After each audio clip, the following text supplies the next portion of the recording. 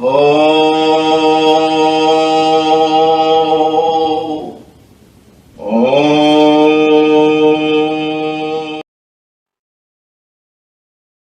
அண்ணனுக்கு திருமணம் செய்து வைப்பதில் எனது அன்னை அடங்கா ஆர்வம் கொண்டிருந்தார். அனந்தாவின் மனைவி முகத்தை நான் கண்டுவிட்டால் எனக்கு பூலோக சுவர்க்கம் கிடைத்த மாதிரிதான். குடும்பத்தின் வம்ச விருத்திக்காக அவரது திடமான பாரத பண்பாட்டு உணர்ச்சியினை இவ்வார்த்தைகளில் அன்னை வெளியிடுவதை நான் அடிக்கடி கேட்டிருக்கிறேன். அனந்தாவின் நிச்சயதார்த்தத்தின் பொழுது எனக்கு வயது கிட்டத்தட்ட 11 இருக்கலாம். அன்னை விவாக ஏற்பாடுகளை மகிழ்ச்சியுடன் மேற்பார்வையிட்டவாறு கல்கத்தாவில் இருந்தார்.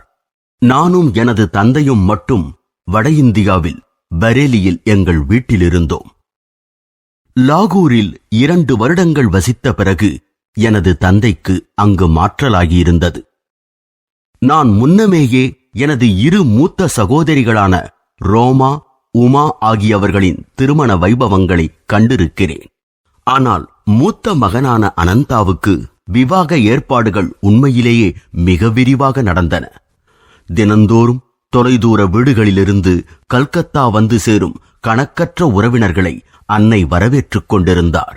அவர்களை 50 ஆம்ஹெஸ்ட் தெருவில் புதிதாக வாங்கியிருந்த பெரிய வீட்டில் சௌகரியமாக தங்கச் செய்தார்.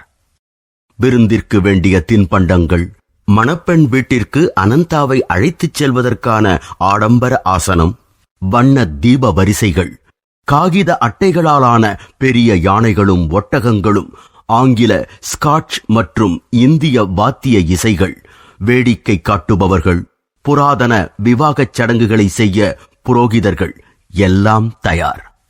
நானும் எனது தந்தையும் சடங்கிற்குரிய நேரத்தில் குடும்பத்துடன் சேருவதற்கு உற்சாகத்துடன் ஆயத்தம் செய்து கொண்டிருந்தோம். ஆயினும் அந்த முக்கியமான நாளுக்கு முன் கெட்ட நிமித்தமான தோற்றம் ஒன்றைக் கண்டேன்.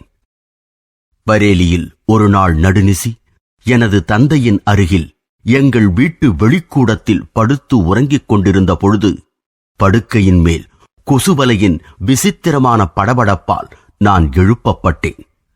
அம்மெல்லிய திரைகள் அகன்றதும் எனது அன்னையின் அன்பு உருவத்தைக் கண்டேன். உன் தந்தையை எழுப்பு.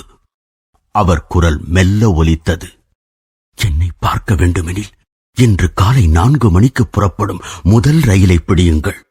கல்கத்தாவிற்கு உடனே வந்து சேருங்கள். அந்த ஆவி உருவம் மறைந்தது. அப்பா, அப்பா, அம்மா இறந்து கொண்டிருக்கிறார்.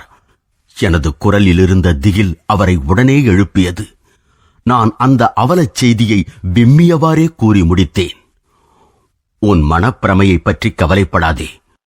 ஒரு புதிய சூழ்நிலைக்கு தந்தை வெளிப்படுத்தும் அவருக்கே உரிய மறுப்பை இப்பொழுதும் தெரிவித்தார். உன் தாயார் நல்ல ஆரோக்கியத்துடனேயே இருக்கிறார். ஏதாவது கெட்ட செய்தி வந்தால் நாம் நாளை புறப்படுவோம். இப்பொழுதே புறப்படாததற்கு நீங்கள் உங்களையே மன்னிக்கப் போவதில்லை. மிகுந்த வேதனை என்னை மேலும் கசப்புடன் பேச வைத்தது. நானும் உங்களை என்றும் மன்னிக்க மாட்டேன்.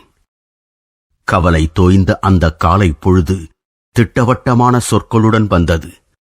அன்னையின் உடல்நிலை கவலைக்கிடம். விவாகம் ஒத்தி வைக்கப்பட்டிருக்கிறது. உடனே வரவும். தந்தையும் நானும் கலக்கத்துடன் கிளம்பினோம். எனது சித்தப்பா வழியில் வண்டி மாறும் இடத்தில் எங்களை சந்தித்தார். ஒரு ரயில் வண்டி எங்களை நோக்கி பேரிரைச்சலுடன் மிக வேகமாக அருகில் வருவது தெரிந்தது. என் உள்மனக் கொந்தளிப்பால் அந்த ரயில் பாதையில் குதித்து விடலாமா என ஒரு திடீர் எண்ணம் எழுந்தது. ஏற்கனவே அன்னையை பறிகொடுத்து விட்டதாக நான் உணர்ந்ததால் திடீரென்று சூன்யமாகிவிட்ட உலகை பொறுத்துக் கொள்ள முடியாது என எனக்கு தோன்றியது. இவ்வுலகிலேயே மிக சிநேகமுடையவராக எனது தாயை நான் நேசித்து வந்தேன். ஆறுதலான அவருடைய கரிய விழிகள்தாம் எனது குழந்தை பருவத்தில் சிறு சிறு துன்பங்கள் ஏற்பட்ட போது எனக்கு அடைக்கலம் அளித்தவை. அவர் இன்னும் உயிரோடு இருக்கிறாரா? எனது சித்தப்பாவிடம் இந்த கடைசி கேள்விக்காக நான் நின்றேன். எனது முகத்தில் இருந்த நம்பிக்கை இழந்த நிலையை புரிந்து கொள்ள அவருக்கு வெகு நேரமாகவில்லை. நிச்சயமாக உயிரோடு தான் இருக்கிறார் என்றார். ஆனால் நான் அவரை சிறிதும் நம்பவில்லை. நாங்கள் கல்கத்தா வீட்டை அடைந்ததும் மரணமெனும் திடுக்கிடும் மர்மமே எதிர்பட்டது. நான் அப்படியே உயிரற்றவன் போல் சரிந்தேன். எனது இதயம் சமாதானம் அடைவதற்கு எவ்வளவோ ஆண்டுகளாயின. எனது கதறல்கள் சுவர்க்கத்தின் கதவுகளை தாக்கி கடைசியில் தெய்வீக அன்னையை அழைத்து வந்துவிட்டன.